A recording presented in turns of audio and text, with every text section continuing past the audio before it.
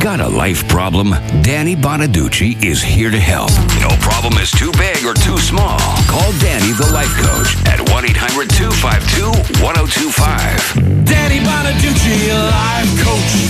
Danny Bonaduce, Life Coach. It is time for Danny Bonaduce, Life Coach. Call me right now, 1-800-252-1025, or email your thoughts and questions to lifecoach@KZOK.com. Life Coach brought to you by Goldberg Jones Divorce for Men. Call 1-800-DIVORCE. I hope I'm saying this name right. I believe it's Jern. Jern from Redmond. Let's talk to Jern. Good morning, Jern.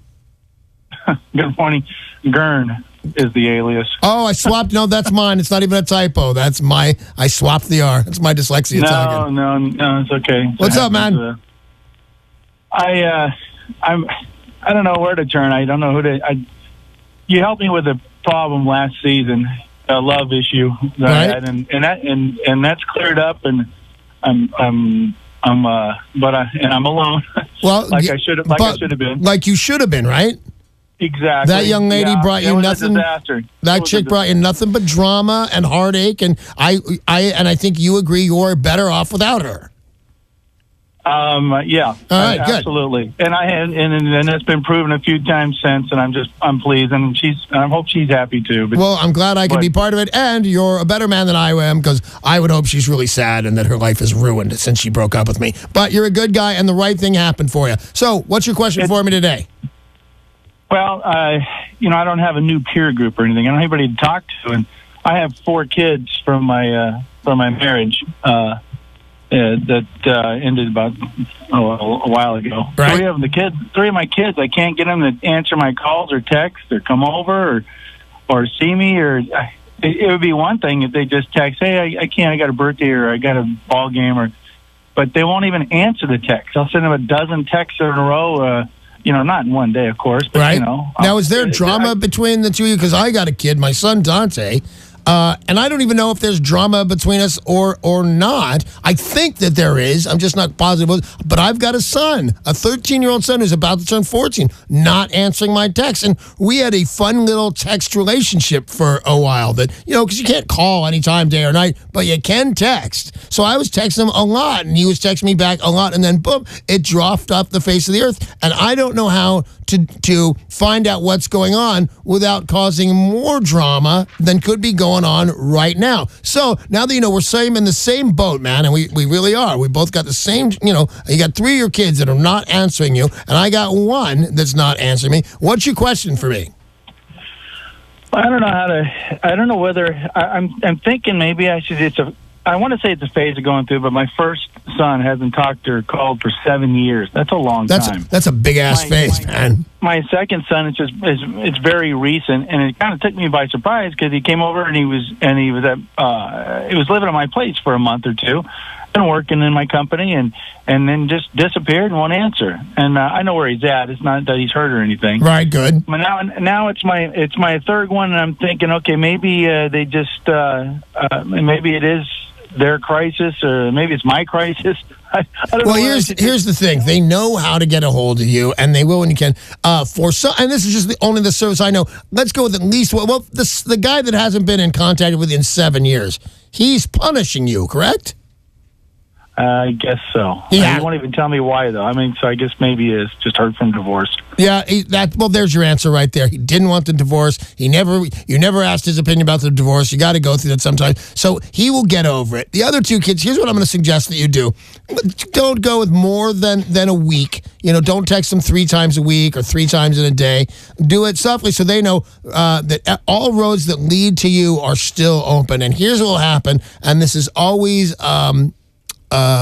this has always been right for me in the past when I say this. Eventually, they're going to need their father. That always happens. And when they do, they're going to go, "Dad, I'm sorry. I was going through this. I was going through that. I didn't want a divorce. It was this." You know what? Maybe, God forbid, they had a drug issue. They were in a terrible relationship and didn't think you'd be proud of the thing. Let's assume all is for the best. That they're all going to go through and they're all going to be good. And I think they are. You're a neat guy, and I like talking to you, and the apple doesn't fall far from the tree. I actually had a big disagreement with my dad when I was like 18, and we stopped talking for 5 years. And then one day I just hit him up. "Hey, Dad, what's up?" We went out to lunch, and it was like we never stopped talking. I don't usually expect that much wisdom from Gibbons, but there the hell it was, because that's what I'm trying to say. One day, they're all going to need their dad. So hang in, because you seem like a great guy to me. I enjoy our conversations together. I think one day, if you do it still once a week, hey, I'm still here, what's new? And don't have your feelings too hurt. They're going to get back to you one day when I'm getting married, I'm doing this. I just need my dad to chat. But one day, all sons need their father. Hey, thanks for the call. I really do appreciate it.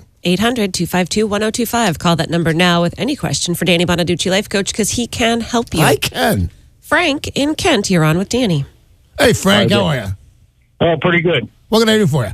All right, so here's the situation. I've been married 17 years. Yep. Wonderful girl. She stopped working about 5 years ago because she had some psychosis problems, but she stabilized. All right, good. God. Okay. Well, I ended up with a DUI a few years back, and last year I violated my probation, and so they squashed my probation, and they gave me house arrest. Right. How long? How long house arrest? Doesn't really care for the Kent police very much. I was kind of worried about the situation, and she kind of surprised me because the day I got my bracelet on, she vanished. All right. That, by the way, this may be a shock to you because that was probably rare and big news to you.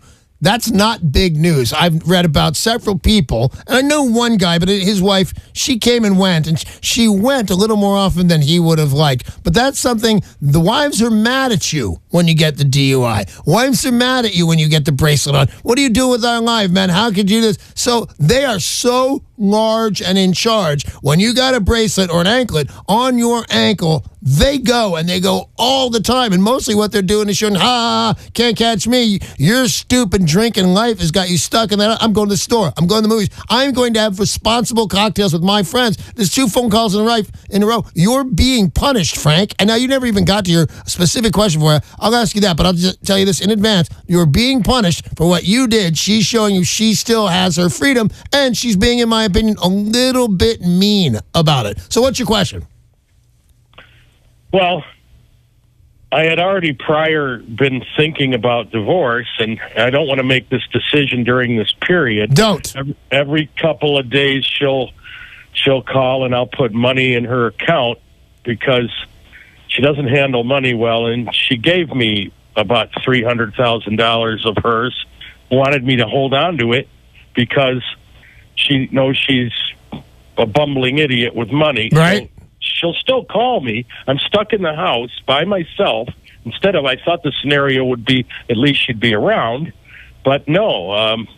And the only way I could figure out where she is by calling the bank and seeing where her purchases are. Right. Because she won't tell me where she's at. That's a very smart little move. If they will give you that information, that's a very smart move.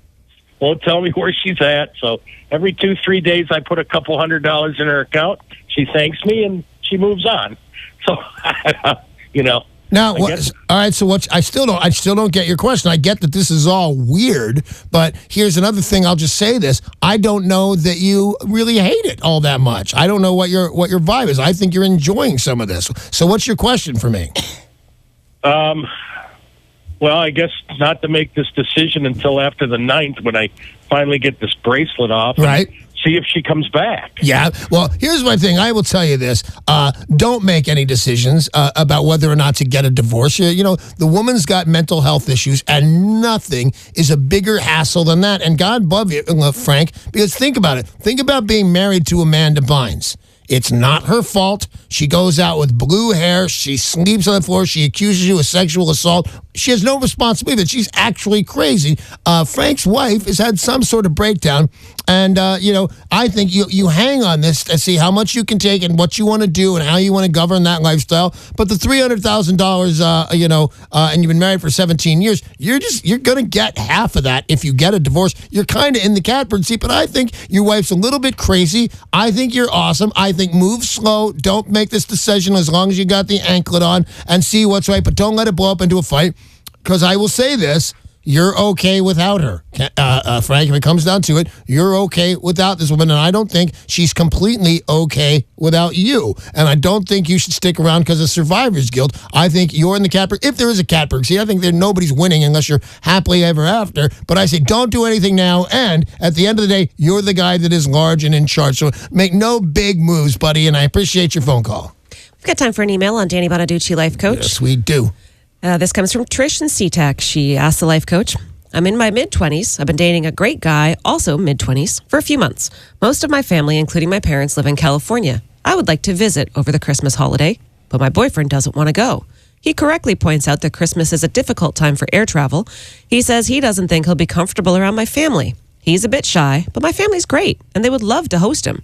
I understand his position, but I'm a bit annoyed he's refusing to go. How do you see this situation? I see as you stand your ground on the sense of being annoyed that he won't go. I don't say fight with him to go. It's you've been dating him a few months. Going home to meet the parents over Christmas for the first time, major stress, major stress. So here's what you do, because everybody's in the right here. You mentioned it. All right, we won't go and visit my family this year. I'm going to go. You got to go visit your family if it's a thing that you do. So we won't go together this year, but we're going together next year. If we're still together after a year and a half, you're going to meet my family. We'll make arrangements for it now. And if he says a year in advance, I'm not visiting your family, or he says he will meet your family and then breaks that agreement later on, this is not the right guy for you. Family first, man. You'll give him a break on maybe it's too soon, but next year he goes and you dump this guy like a hot rock. All righty. I like dumping people like hot rock. I don't know why. Hey, that's all the time we have for Danny Bonaduce, Life Coach.